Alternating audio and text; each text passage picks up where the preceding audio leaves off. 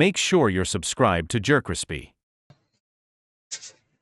What's up, y'all? It's your most Desmos. JerCrispy, welcome back to another video. One Punch Man is pure chaos.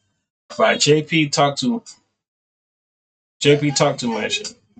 Damn, it low-key been a minute since we watched JP. Let me look at JP, but it's been a minute, bro. Low-key. Been a minute, so. Mention how horrendous it would be to live in the world of Berserk, Attack on Titan, Dragon Ball, because you'd probably die every other month, and even My Hero catches a bunch of strays, thanks to their horrendous RNG. I promise you, if you spawn in the world of MHA, you are not ending up with a cool quirk like Bakugo or Todoroki. Like, you'll probably end up with a Windex bottle for a head. Oh no, they got some trash powers out there. I'm not gonna hold you. Please don't give me no trash. Don't give me this. Don't. If I got some trash power, give me like water or something like that, or I don't even know, saying like water powers or like strings power, or like I don't even know, like stretchy powers, or like I don't even know, saying just or ability to make clones or talk to animals or something like that, like them type of powers. Or you would get like extra long fingers or something. But one of the least mentioned anime worlds that would actually suck to live in is One Punch Man. This anime is so chaotic, even starting fresh off season 1. I don't know. Yeah, One Punch Man is, I ain't lying to you. Hey, I hate to be a civilian for One Punch Man. Especially if you just having a nice day walking your dog, bro, and you just, they go to villain right there. Just flop up, just throw a car at you. It's either you gonna dodge it or you gonna hit you gonna get hit. How anybody manages to live there. Today, ladies and gentlemen, we're gonna be looking at how absolutely chaotic One Punch Man is. But before we get started, this is your reminder to leave a like and subscribe if you want to listen to these audios like as soon as make sure you subscribe too to me.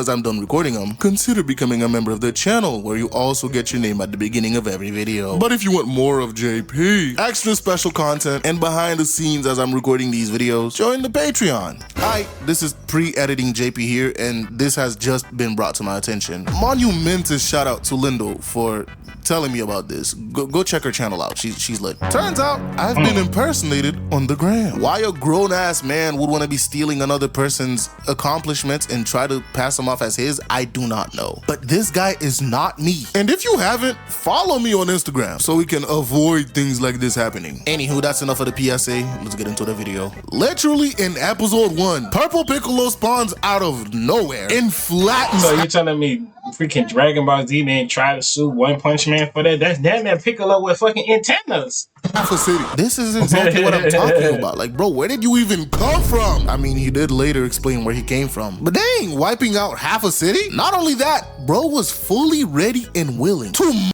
What was his backstory? Like, they had a lot of people that had like terrible backstories, or like, I don't even know, some garbage backstories. Mark a defenseless little girl. But you know, Saitama came in for the save because he's him when he's not being animated using still frames and... Yes, and I ain't lying to you, bro. They shouldn't have had a season 2 for this, bro. This was actually an anime I could sit down. Like, this is low-key top 5 of my anime. Like, this number 4 on my list. Yes. Google Slides. Yes, I'm looking at you, season 3. And of course, Vaccine Man gets one-shotted into oblivion. Now, following this, we get a backstory of how Saitama started on the road to becoming a hero. And it's all thanks to this dude, Crab Lante, who loves eating crabs so much. This nigga turned into one. And bro's such a freaking crash out. He is planning to murk this butt-chin kid because he drew some nipples on him. Unfortunately for Crab Lante, he ran into a real one that day and got destroyed. The city that Saitama lives in, City Z, knows no rest, because following Vaccine Man getting taken out, this giant dude with his ass in the stratosphere. Yep, this had to be the most weirdest build that I ever saw in my life. First time watching it. And meat probably blowing in the wind just starts stomping everywhere. And this nigga is so stupid, he killed his brother and blamed Saitama. And then bro went on a rampage trying to kill Saitama, only to get one shot. Yeah, I forgot. His brother was on his shoulder and he accidentally killed his brother, saying because he was that big. I think he had like, his brother did an experiment on him or something like that, or like something happened to him, like his body, and he got like an experiment, and his brother was trying to help him to get his body back, or something like that. I don't know, bro. I had to go back and watch it.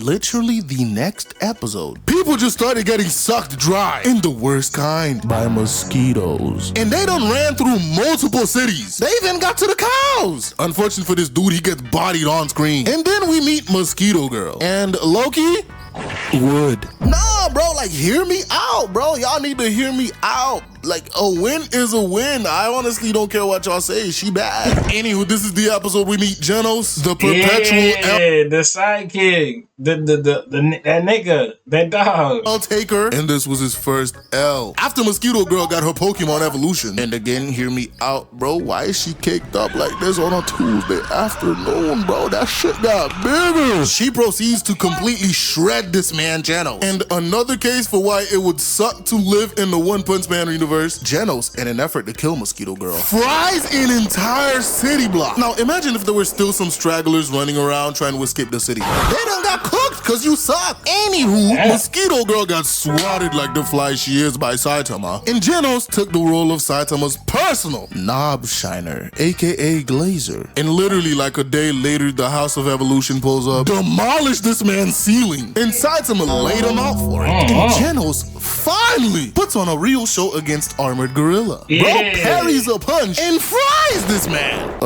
Gorilla. Anywho, bro hopped out the fire and sent Genos flying with the 10 out of 10 landing. Now the Beast King decides to start attacking and starts destroying. I said, Loki, this the best duo. By hands, this the best duos. Like, I'm surprised they never had a duo thing on the duo questions. Like, this was actually a good duo. Bro, who lives here? I know they're only paying like $1 a month for rent. Cause there's no way. It's only been a couple of days since Genos completely fried the city block. Anywho, Beast King pulls out his ult and misses everything and gets one-shotted by consecutive normal punches, followed by the mole guy getting launched into the stratosphere. And when we pan back to Genos, he takes his first dub. And this will be his only dub for a while in the show. And it looks like he also destroyed half the block trying to get that dub. After this, they visited the House of Evolution, and immediately Genos got turned into a wall decoration, followed by him getting roasted by his own fire. And we all know how well it went when Carnage Kabuto decided to go up against Saitama. Now, the main thing I got from this fight is Carnage Kabuto was gonna go on a rampage for an entire week, murking niggas if Saitama didn't stop him. And before I even move on from here, like, is Carnage Kabuto supposed to be black, bro? Like, look at how they drew him with the big lips and everything. Yeah, that nigga supposed to be black. This is actually a black nigga who just got mutated like a bug and shit. Nigga must got mutated with a beetle or some shit.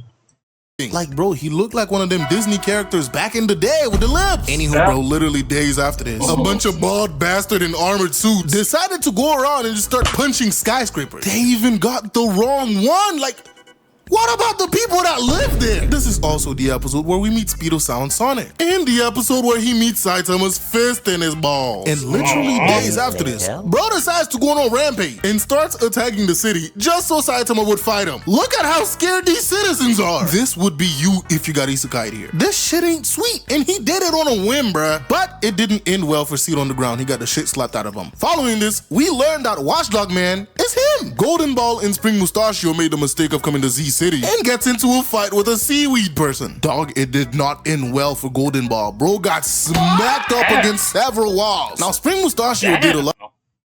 Nigga got hit and nigga freaking dragging that nigga all up on top of the crossface, bro. That nigga did hit that nigga with a fucking combo.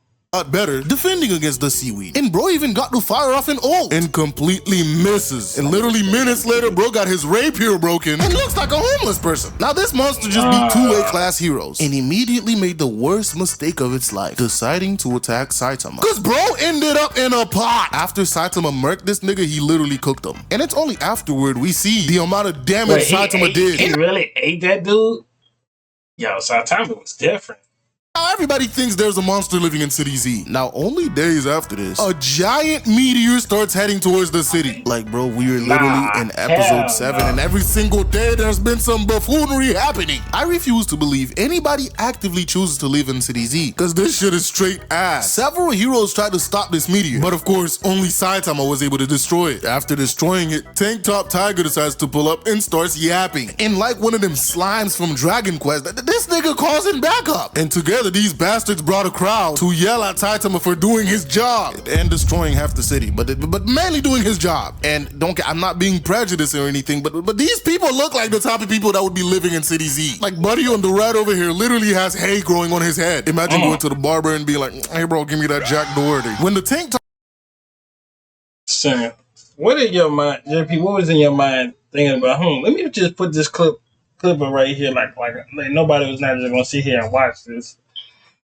All right, JP. Top dumbasses decided to try and fight Saitama. Tiger got bitch slapped into oblivion, and Black Hole got bitched and put on his knees. Now, literally days after this, the C people decide to pull up in Z City. I think we have a Goku situation in Z City. It's just everybody just like to come to the city at this point. Like, what's so special about this city that like if I was sometime I was like, goddamn, just got them beating up some niggas yesterday. Like, y'all don't get tired of this? Let me chill. Because Saitama's strong ass lives there, every powerful monster is just drawn to it. Anywho, fake ass Cthulhu pulls up, starts yapping up a storm, and made the mistake of calling Saitama bald. That nigga ended up in pieces on the ground. After bro got dogged, the Deep Sea King pulled up with more octopuses. Octopi? Hold on. After some research, I'm still confused, so I'm gonna go with octopuses. Anywho, Stinger pulls up and did his shit. He took out multiple of them. Unfortunately for him, there's a whole lot more left. And by the look on his face, Brody is cooked. But that was my bad for underestimating Stinger, because bro went on the attack and took out 4 of the sea creatures back to back. And bro one-shotted every single one of them. And of course, while he's sitting there yapping thinking he destroyed God-level threat, the Deep Sea King pulled up and fisted him. Now in my last One Punch Man video when I covered Garo, a lot of people got mad at me for how I talked about Moomin Rider. And I'm here today to say, I was not wrong. This nigga's still stupid as shit. He has no powers and has no reason to be fighting a demon level monster. But, take your damn fingers off the keyboard. I do admire his bravery. Whether it stems from stupidity or not, it's still admirable. Now, I feel new, it's true, but somehow like I've always known you, deja. Now, Lightning Max was observing the Deep Sea King until that nigga pulled up behind him without him knowing. And bro starts rapping Eminem's. I forgot that episode, but that I don't know. It's been so long since I watched One Punch Man.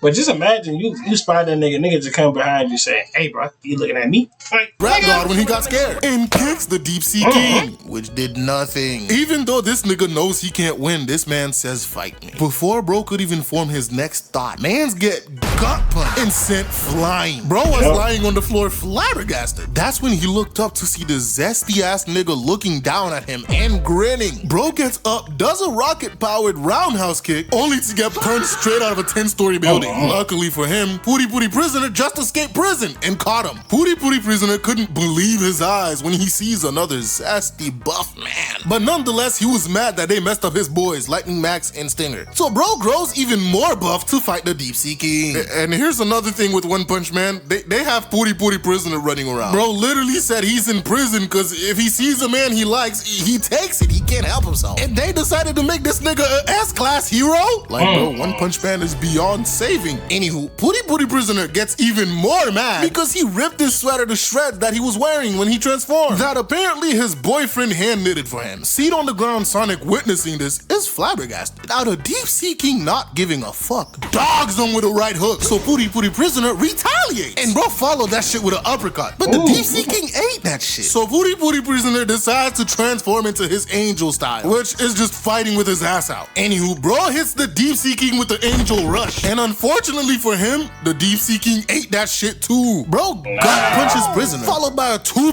Nah, the Deep Sea King nigga, that nigga need to fucking do research. Somebody need to do a deep dive with that nigga.